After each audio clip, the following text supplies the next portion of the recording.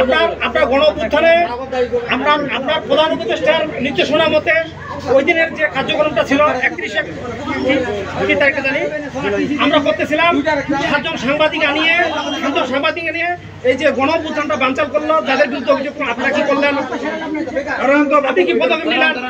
আমাদের স্কুলের chair team মনে হচ্ছে ছোট রুমে বাড়িতে যে আবাসিক নেই, অনেক পরিবারের যে আবাসিক নেই, তারা এখানে আবাসিক করে আমাদের বাচ্চাদের না পড়ায় এখানে যে তারা রেস্ট দিত, ঘুমাইতো। আমি বলি তো মনে হয় তারা এখানে আবাসিক করলো, এখানকার এক শিক্ষিকা আর মনে হয় বয়ফ্রেন্ডের সাথে এখানে মিলামেশা করার সুযোগ দিয়ে এখানে চুঙ্গি খাইতো, পিকনিক খাইতো, হোটেলে খাইতো। তারা এখান থেকে ছাড়পত্র নিয়ে বা এখান থেকে বদলি হয়ে চলে গেল। আপনিও আজকে মেনশন করতেছেন তারা তো চলে গেছে, 5 জন চলে গেছে, 4 জন চলে গেছে, আমরা তো তাদেরকে সিদ্ধান্ত করিনি, আমরা তাদেরকে ধরিনি। হ্যাঁ, আজকেই নিয়ে আমাদের উন্নয়ন বাচ্চাদের প্রাণ, বাচ্চাদের সাথে